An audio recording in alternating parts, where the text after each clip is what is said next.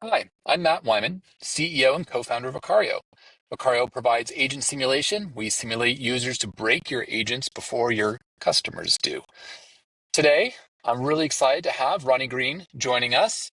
Ronnie is the CEO and co-founder of AlgoPair, and really excited to have the conversation today. Welcome, Ronnie. I'm excited to be here. Thank you for having me. Well, AlgoPair is a really unique and interesting company. I really would love to hear more about what you're doing and how you got started as the beginning of our conversation. Yeah, absolutely. We like to say that AlgoPair is the Robin Hood for banks and credit unions. And what that essentially means is, over time, banking has just become a checking account motel. Let me check if my bill was paid, or let me check if my account was overdrafted, but nothing really engaging. And so, what we've done with this concept is we're transforming banking to be more than just a bank, but to help everyday people have a better financial performance and better financial health. And the concept came from just me having my experience in college, living out my car, saving up 5 grand, and banks telling me that they couldn't give me advice or their advisors couldn't. And then me having to figure it out, right? Me having to interact with other apps outside of the bank to do what banks were designed to do, and that's to institutionalize money. And so that's our story. That's what we do. We're looking to impact people still, but we want to do that through every community bank in the world. You just, and that's amazing. You made an amazing leap just there. And I'd love you to dig in a little bit more and give some more detail. Like you start with $5,000 and you became educated about finance. Can you tell me a little bit about that part of the journey? Because it's kind of amazing. Yeah, yeah. So, I think anybody in my position, and I try not to speak for everybody, but if you're homeless, you're thinking about how can I get money, right? That's top of the mind because you don't want to be homeless. You want a shelter over your head, you want food, right? And that experience prompted me as a young adult. I was 21, and it prompted me to say, what can I do? Okay, I can get 2 jobs, but I had a job before I got in that situation. Jobs come and go, maybe get fired, laid off. What could have sustained me? So I said, I have to grow my money. I have to grow my nest egg. I can't just have a savings account that runs out. And that's what happened to me. So, worked 2 jobs, Big Lots, Lowe's, played college football, studied business, studied psychology.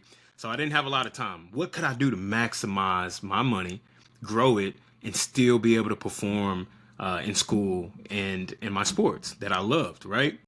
So I picked up stock trading after my bank and credit union told me that, hey, you have to have $100,000 for us to even talk to you about investing and things like that, which was insane to me. So I did. I read a lot of books. I came across a guy named Timothy Sykes. In his platform, I went to YouTube. I did a lot of trial and error. And before I graduated college, that 5 grand grew into $103,000. Uh, so much money. I've never seen that type of money in my life. I thought that was normal to Wall Street, but to come to find out, I was a part of the 5% club of retail investors who can actually turn a profit in the market. And I did very well. And that was my entry into this new realm of wealth building, investments, financial performance for everyday people. Wow. I mean, this is really highlights that AlgoPair didn't just show up recently. This is something you've been thinking about and driving towards for quite a while. When did you really kind of come together with AlgoPair? Yeah, so while I was doing the stock trading and building my account, I was very vocal about it, and I was telling the world, like, "Hey, I'm figuring this out. People are following my journey. They're really listening to me." So it became a serious thing for me to educate people. I had a Discord community, had a few other communities, YouTube, and a lot of people follow me. They interacted with me and I interacted back and just teaching them what I was doing. And then my co-founder, we grew up together since middle school in Cedar Hill, Texas. And from that experience of knowing him, he was seeing me do these things. At the time, he's playing for the Dallas Cowboys. And I'm like, you're making all this money. Why do you need me? He's like, no, that's not the reality of most NFL players. We still need to grow our money. I know this is not going to last forever. And so we got together. And from that experience, from us getting together, he said, hey, I can help you teach because I've gotten really good with your coaching. And he had did better than me. I did it in 8 months.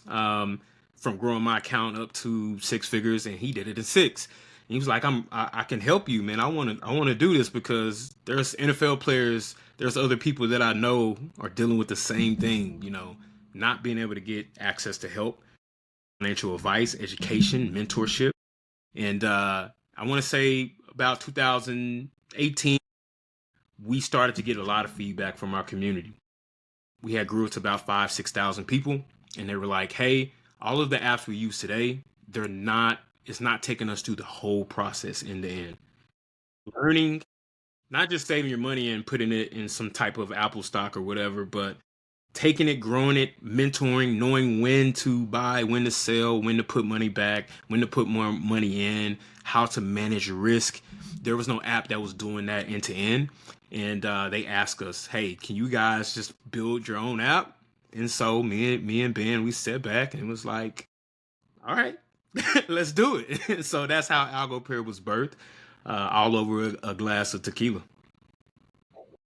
What year, like roughly, when was that? So 2018 going into 2019, we actually incorporated the company. A lot of R&D happened from 2019 to 2021. That's when we officially launched the product, and we gave people access to quantitative models. And what quant is just machine learning for finance. Machine learning is just the technical term for artificial intelligence, if what people say today as the buzzword. Yeah.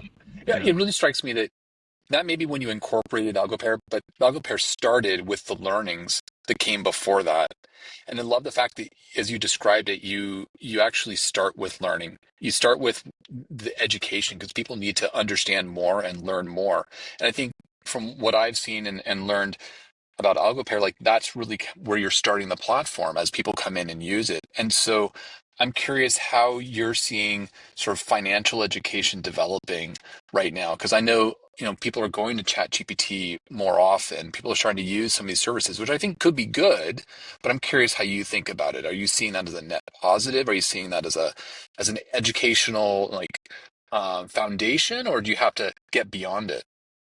I think any forward momentum can be looked at as a positive for any sector, any industry, right? But there's a such thing as moving too fast, right? I think it's good that people are able to get access to information and get it in like snippets, and that's what kind of Chat GPT does, and that's what we're seeing is I have a question, I don't have to Google and search through all of these different articles. I can get quick information back. And, if you prompt really good, you can get some real good information. If you prompt really bad, you can actually get some hallucination. So it can be a false positive. And I think we're at the point where, yes, these tools do help. But when you look at the scale of things and being specific in a certain industry, there is some more training that needs to happen because not everybody's going to be a prompt engineer, right? And play around. Yeah. Yeah. So And uh, I think we need to explore more of specific training for AI and not just a broad sense. yeah, it makes sense to me. I think what I'm seeing is that many folks are using ChatGPT in these sort of spot moments and these sort of generically, but that doesn't mean that it's necessarily giving them the overarching understanding of how to make financial decisions and how to move forward from in terms of wealth building and when, as you said, to do the buy and trade and whatnot. And so maybe it's not sufficient. You still need to have that larger system. And I'm just curious if you were seeing any tension there, and it sounds like you're not. Your users are not necessarily being led astray, if you will. You're still finding that it's sort of still helping in the overall. Yes, and it's helping because we had to get really granular with what is ChatGPT or what is this AI really saying back to this person? It has to be very specific, and you have to really train models on that. It's not just, um, you know, my situation, but ChatGPT also needs to be connected to your finance account. And I say that very broadly, and I hope that I'm not, getting myself in trouble here. But you have a history of transactions, which then shows you a different picture of your behaviors, right? What you're spending on, and where you're putting your money at. And if that picture isn't clear for the person, then how can they act on the things that are going to make them better, right? And so that's what's something that we do at AlgoPear, is that we train our model to look at the individual and not what works for everybody. And that's kind of the advice that we see with financial advisors, is that they try to fit you in a box.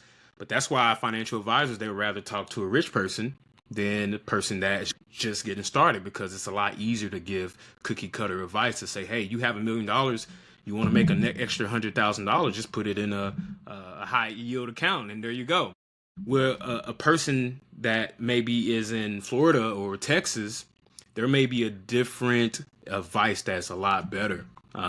There may be different incomes, right? And different scenarios, kids, family, situation. You have to Risk consider. tolerance. Yeah, risk tolerance, and knowledge. Where are you starting? Like, do you know something, or do you know nothing at all? And so that's what we do at AlgoPear, is like learn the member, learn the person first, and usually you can get a lot of information out of just looking at the past 3-4 years of their financial transactions. It tells a deeper story, and it can then point them to the right direction based on their experience, not because of, hey, the 50-30-20 rule is what we know. Right? Right. Walking about that. Yeah, the reason we work with credit unions is really simple to our mission. Our mission is to democratize wealth for all, for everyday people, not just the wealthy. And we have seen that for the American dream. The American dream is really designed for the entrepreneur or the risk taker, and they get a lot of rewards and perks for free sometimes, just because you have a lot of money.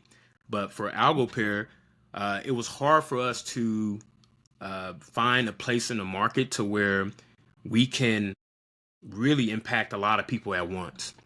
But when you look at credit unions and the way they're designed, they're originally designed as a union to help people who are workers, to help people who are everyday Joe and Jill, or Jack and Jill, who's trying to make it. And so their mission is aligned. Now, they do have a separation of their technology advancement.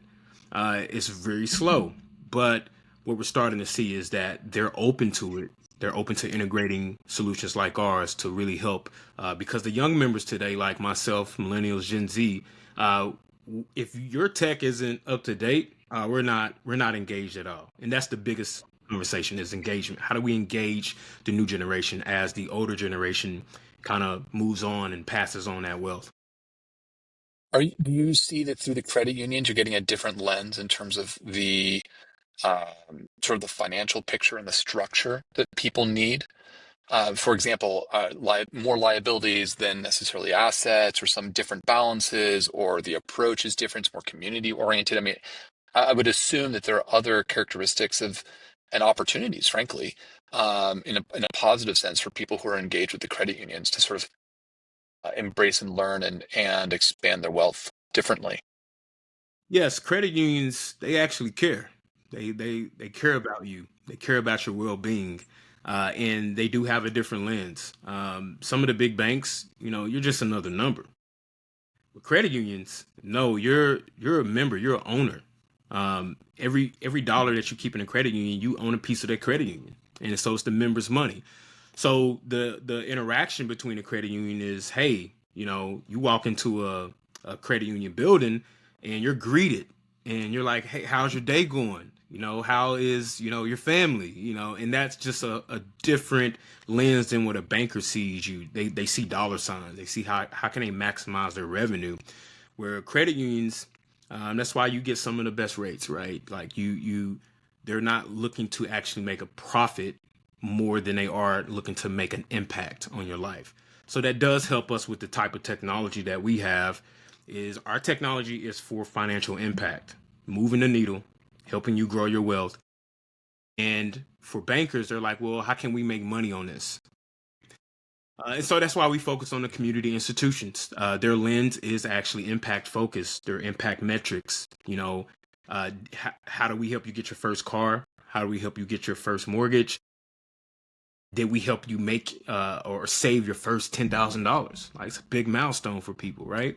And so it's really easy for us to work with them instead of some of the big wealth management firms and big banks who only want to focus on the wealthy.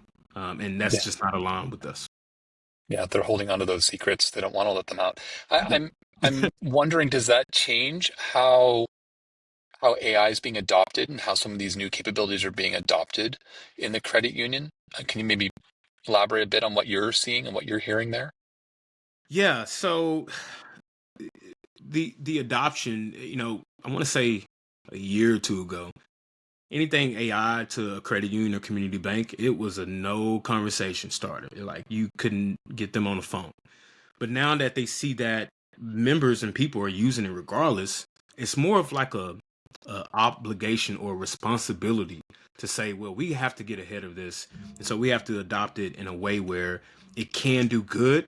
And so you kind of see a battle of, a lot of the AI solutions today are in different segments of banking, right? You have fraud, you have marketing, you have customer service. And we're seeing a lot of that, and we have seen a lot of that over the past 2 years. But now credit unions and community banks are focused on financial performance, because even if you implement those AI structures to help you with fraud, to help you with some of your back end services, you still have the member that you have to serve. And if they're not getting that attention that they need, or the solution is not helping them in their everyday life and improve that everyday life, they're going to go out to another fintech that may not be trustworthy, may not be the best solution, but that's where people are going to go to get the best services. And so now credit unions and community banks, they're starting to think like that. They're starting to think like fintech founders. You start to see the conversation change from more less risk adverse to more, how can this help our members? And if it can, how can we get it in front of our members as fast as possible? So it's really great to see, because 10 years ago, that was not my experience, right? So, Yeah. we look forward to how the credit union industry transforms over time. Yeah, I recognize this is speculative on my part, but certainly I'm hoping that the split you're describing, where the larger institutions are looking for those, that ROI, that margin improvement, the credit union, because it's member owned and focused on the members, I mean, it has the opportunity to do something that AI is fantastic at, which is to be much more personalized, to be much more specific and understand the person on the other side and make that connection to the person. And so there's an opportunity for credit unions to really think differently and go down a different road, even though they're providing similar, well, quote unquote products, but go down a different road and think about it differently. I'm also curious about, given your position and the fact that you're incorporating AI and you're understanding some amount of people's backgrounds via the history, uh, are you seeing a split in, like, it's almost like wealth management versus liability management? Like there's this interesting situation that happens, right? The top few percent, it's all assets, right? But the rest of us, it's not. And so a lot of wealth and a lot of growth and money management is actually about understanding how to manage the liabilities in addition to the investments. Or is that a bridge you're also trying to cross, and you're working across both sides of it? Or are you more Yeah, focused on one side? yeah, it's an educational process that we have to do, because you just use wealth management, and for the people that we're trying to impact, they don't have anything to manage. There's, yeah, Right? Or yeah, maybe they have a little. So we like to use the term wealth generation. You have to generate wealth, and so that is a bridge of education. Is because, well, if they're looking for solutions, they're looking for something to adopt, they automatically think wealth tech. And yes, we do fall into wealth tech, but we fall into more personal finance, and then being able to engage from that aspect of making those small improvements if wealth tech, true wealth tech is, hey, I have assets, I have 1, 2, 3 million already. But the everyday person, no, they don't. That's 1% of people, and so they see that. They say, hey, less than 1% of our members are are wealthy, right? Like, what is this truly? Is this financial wellness? And then if it is financial wellness, what makes you different, right? Because there's so many solutions out there. So we try to tell them that, hey, we start with the education, the financial coaching, um, guidance, right? And then you look at how much is this person saving? Is that income coming in? And then from that savings, you have to go to investing, right? Because if you don't have anything to invest, then there's nothing there. But if you don't understand how to save and have that coach and have that financial literacy, so all those pieces we've put together in a singular process to make it very clear. This is what I need to do. Here's my next steps. And so they see that. They see the difference. They're saying, hey, this is wealth tech. It falls in, but it's really not wealth management technology. It's wealth generation, and it's helping our members, and it's giving them that impact to get them to a certain milestone. So are you finding then that you're building like multiple AI agents, if you will, some that are thinking about the pathway through, some that are more focused on education, all that personalized, some more focused on, the past history and behavior? Like, how are you? I mean, I don't need a technical breakdown, but I'm just thinking, like, how are you thinking about it? Is it like one giant agent that just knows how to do all this stuff? Is there a lot of human in the loop in there? I'm just kind of curious how you're approaching that because that's a complicated problem you just Yeah. outlined. I mean, it's Yeah. not a simple thing. Yeah, it's not a simple thing, and that's why a lot of people avoid it. It is complex. I would say this, uh, not getting too technical. There is a lot of buckets into one that you have to have with an agent, right? If that's the buzzword, agentic AI. This agentic AI has to approach problems specifically, as I mentioned earlier. So there is separated buckets of, hey, if this is talking about savings, then we have a bucket where our AI agent can tap into that knowledge. And it makes it more efficient. It makes it more better. It keeps the AI from hallucinating, right? And just giving cookie cutter answers. Like we're trying to get past that. So yes, savings, financial literacy, financial coaching. There's a difference between coaching and then just having education and information. Knowing how to use and apply information is a coaching part, right? Just like football. I have a football background. My co-founder does. We play ball.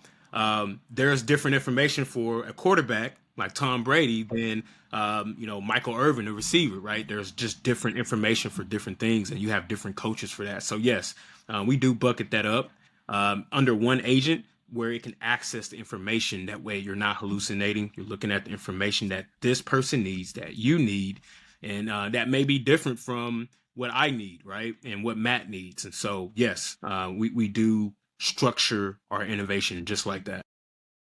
Do you think it would have been possible to build an AlgoPair prior to some of the AI capabilities? Uh, See, that's the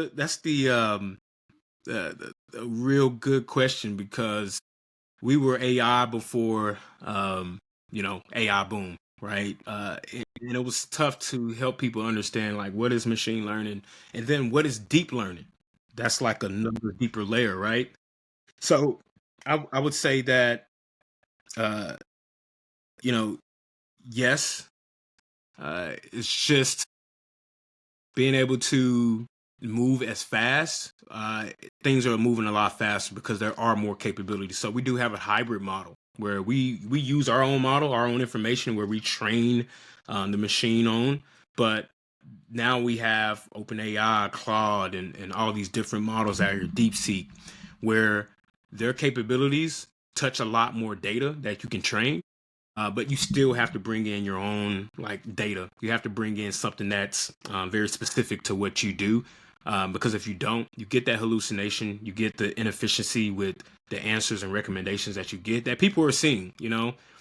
Bankers they had this whole Gen AI boom, and it didn't last because now they're like, where's the return on investment? And it's like, well, everybody, just because you have access to AI doesn't mean that it's going to be the best. You have to prompt it, you have to engineer it, and so they still do need fintech people like myself and companies like AlgoPear to come in and say, "Hey, we've cracked the code. We know how to do it. We know what you're looking for, and we can help you have a better personalized solution that your people may want. Not just front-facing members and clients." But also your back end management team that needs something very specific. You still need people who know about tech, who know how to build. If you give bankers I mean, they're gonna create something that's just not that good. And nothing against my bankers and my credit union people out there, but we live in this world. We understand the technicals of what it takes to build a great product and not just another cookie cutter product. Or another squeeze, right? Squeeze, Another yeah, thing's going to put it on the squeeze. I, yeah. I'm, I mean, you're exhibiting like this very broad understanding of how all these pieces fit together, which is unusual. And I think a lot of people are now looking at this new world as consumers, as builders, as as business people. Like everyone's looking at AI that's coming, and I'm kind of curious as you've approached it. You obviously embrace this very early and your understanding very early, but what skills do you think people need to really work on themselves to kind of best transition into this world of AI and all these digital capabilities that are new? I would say this may be my anti AI, which is counterintuitive to what we do. People need to have critical thinking. Okay. Yeah. And I say that because intelligence, there's a wide range and broad range of a certain type of intelligence, right? But if you don't have the critical thinking skills to think through and process your thoughts, um, you won't have the skills into this new world. People say AI is eating up everything, and people had the scare of AGI. I don't know if you remember that, Yep. and they were waiting on OpenAI to We launch still it. are. Yeah, still are, right? And I would say, well, AI is only going to be as smart as us, and people think that AI is going to be, a lot smarter, but it's not. It may be a lot faster and quicker. It is today. It's a lot faster, quicker, and so if you still have those critical thinking skills, when AI falls short because of the technology barriers and being able to handle that data, that's why you see so many data centers out, because we need quantum computing, which we haven't cracked yet. We're getting there. Google's doing some great work over there, but you need to have that to have AI be this AGI that people are hoping for and then some people are scared of. But if you're a human, you need to have critical thinking. You still need to be able to write and learn how to write your thoughts out, right? And then all the other soft skills, selling. AI can't sell, marketing. AI cannot really market that well as people think. There's just a lot of cookie cutter things, a lot of disconnect with the human experience and being able to keep up with that. And we still have hope for those who are scared of losing their job, blue collar, white collar. But having critical thinking skills, having those soft skills, those can't be replaced. The human connection can never be replaced. It just can't. But that's my take, and I know it sounds anti-AI, but I'm in AI. I'm in AI for good, is what I like to say. I want to see it help us get better, but if we're just all depending on AI to do certain things, and we lose track of the things that we learned from grade school to now, AI is going to be sloppy too. We call it Yeah. AI slop. So Yeah, absolutely. I'm y- y- for me, a big part of what you're describing, because I love the critical thinking as the sort of answer to that question. Although there are a lot of interesting answers in different parts and areas that people are focused on, but I do see this, broadly speaking, this confusion of eloquence with intelligence, and critical thinking is the that gets in there and says, well, wait, you may have said that well, but what about the content of what was said? And then that leads to growth, exactly as you described it. Like a growth mindset, the learning mindset, can you consume? And I don't think that's anti-AI. I think that's just us recognizing that if we don't maintain critical thinking as a skill, we become lazy. And at that point, things fall apart, right? Because there isn't an AI, certainly there isn't one right now, that's going to take over and do everything for you. And even if there were, would you really want that? I mean, we're here to have experiences and do things. So no, critical thinking makes a lot of sense to me. And in particular, in the areas that you're working on and trying to help people with, it just requires that a little bit of self-reflection. What are you trying to do? Where are you trying to go? How do you put the pieces together? So love it. This has been a fantastic conversation. I really appreciate the fact that you're bringing all of these capabilities to the credit union, to people who may not otherwise have access. I think that's amazing, and it's an amazing use of AI. And I further love the fact that you clearly are deep in AI, and yet it's the tool that supports a mission. It's not the mission to itself. I So, love it. Ronnie, thank you. Thank you, Matt. All right.